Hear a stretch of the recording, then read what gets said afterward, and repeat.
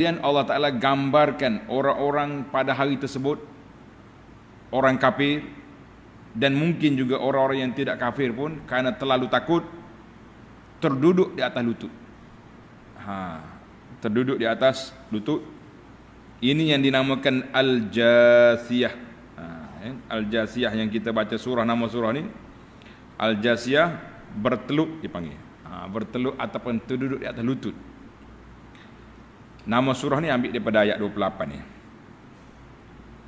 Dan juga Allah Ta'ala ceritakan kepada kita tentang orang-orang yang beriman. Orang-orang yang semua orang akan menerima suratan amalan masing-masing. Suratan amalan akan diterima, dan pada ketika itu kita tahulah di mana kedudukan kita. Apa yang kita buat atas dunia dulu betul salah, ketika itu terserlah segala-galanya dengan taraf penyesalan yang tidak berguna. Menyesal tak ada faedah. Maka marilah kita muhasabah diri kita sebelum sampai kepada ahwal yaumul qiyamah. Kita muhasabah diri kita sebelum sampai kepada hari yang penyesalannya tidak berguna. Dan kita pergi kepada fenomena keadaan ahwal huru-hara hari kiamat. Ayat 28. Wa tara kulla ummatin jasiyah. Dan pada hari kiamat engkau akan melihat tiap-tiap umat bertelut, terduduk di atas lutut dia dalam keadaan cemas dan menunggu panggilan. Allahumma rabbi salim. Ya Allah, selamatkan kita pada saat yang begitu gawat.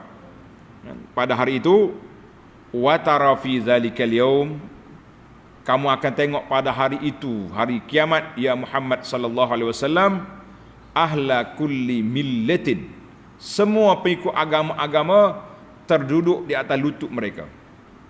Takut, cemas, gerun, muntazirina qada Allah Ta'ala, menunggu-nunggu keputusan apa yang Allah Ta'ala nak jatuhkan ke atas mereka. Allahu Akbar. Itulah saat yang cukup takut. Kita tak usah kata apa. Kita atas dunia ni banyak saat yang kita takut. Saat kita nak diperiksa, saat nak macam-macam saat nak. Kalau nak buat pembedahan kau pula. Tak usah kata pembedahan, nak buat periksa biasa ni pun gementar. Tak apalah, tak lalu makan. Dah kata orang, gemuruh. Musim Covid pun ni, sekali kena korek hidung, nak tunggu keputusan esok tu. Allah, keputusan pula kadang-kadangnya lambat keluar. 2 hari tak apa lalu makan. Itulah dia kata dalam keadaan yang begitu dahsyat. Jadi kata di para ulama, kullu jasiyah, jasiyah dengan makna terduduk di atas lutut. Terduduk di atas lutut dalam keadaan yang sangat takut.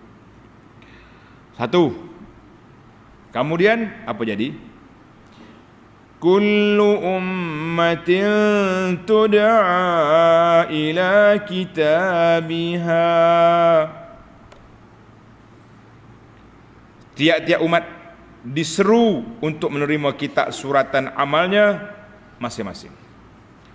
Ai kullu ahli millatin, setiap pengikut agama itu akan dipanggil pada hari kiamat supaya menerima suratan amalan mereka allati katabathal malaikah, suratan amalan yang ditulis oleh para malaikat. Malaikat tulis siap dah tu. Malaikat dah tulis. Hari ni para jemaah sekalian, kita tak payah tulis sebenarnya, tapi apa boleh buat, kita lebih rajin daripada malaikat. Konon-kononnya lepas solat, serik, ambil gambar, lapor kepada orang baru sudah solat. Lepas khatam Quran, lepas baca Quran, tulis. Pergi ziarah kubur ayah, pegang batu nisan pun bagi tahu kepada orang. Oh, inilah contoh anak yang soleh. Sebab boleh ziarah kubur ayah. Tu sekali tu ya, baru tahu ni, baru pergi. Ambil gambar batu nisan tu gata habis segala geruk dia masuk belaka. Kita kata ini contoh-contoh manusia yang tidak begitu kuat keyakinan bahawa malaikat sudah tulis amalan kita. Allah Ta'ala kata malaikat sudah tulis. Malaikat dah tulis amalan yang kita buat, yang baik ke yang buruk.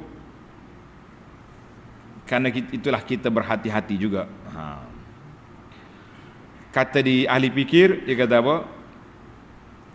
Tud'a ila kitabiha, manusia akan dipanggil. Ambil surat amalan, ambil surat amalan. Allahu akbar. Surat yang ditulis oleh malaikat diberi kepada setiap orang pada hari itu. Ahli fikir kata tadi apa? Dia kata suratan amalan yang kita nak terima daripada malaikat nanti, dan kita akan baca pada hari kiamat nanti. Kitalah penulisnya. Ibaratnya begitulah, kitalah penulisnya.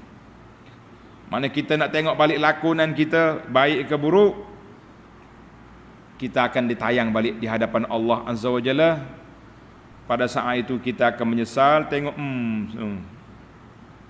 silap pergi buat benda ni, orang nampak sekarang ni terdedah. Habis macam mana saya ni? Waktu lara dulu, belum kita insaf dulu, kita dah buat benda yang pelik-pelik.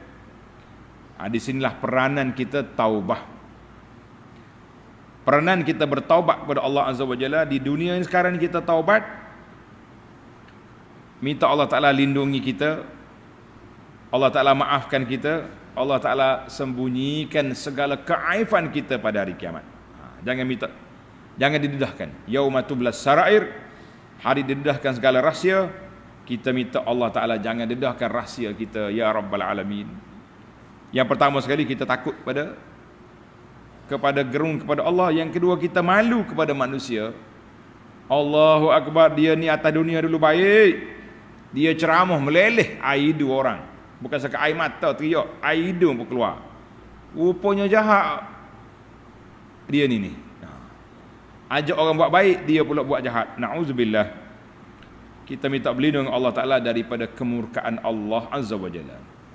Ayat ini dihuraikan, tanda pelajar, dihuraikan dengan ayat surah Al-Isra, surah Al-Isra ayat 13 dan ayat 14. Ini dipanggil ayat Mabkatul Abidin. Salah satu daripada ayat yang menyebabkan orang-orang berahli ibadat menangis pada waktu malam. Tulis ayat ni, surah Isra. Wa kulla insanin alzamnahu ta'irahu fi 'unuqih. Setiap orang akan dikalungkan di tengkuk dia suratan amalan. Wa nukhriju lahu yawmal qiyamati kitaban yalqahu mansyura. Kita amalan tu terdedah, terbuka, tergantung di tengkuk dia. Allah kata apa? Iqra' kitabak. Baca kitabmu, baca. Kafa bi nafsika al-yawma 'alaika hasiba. Cukuplah kamu yang menjadi penghitung, pengira kepada amalan yang kamu buat. Jadi kita sendiri audit kita. Setelah diberi laporan, baca. Maka itulah yang dikatakan oleh ahli fikir, suratan amalan yang kita nak baca depan Allah, kitalah penulisnya. Tulislah, nak tulis apa? Nak tulis baik, tulis baik. Nak baca yang buruk, buat yang buruk.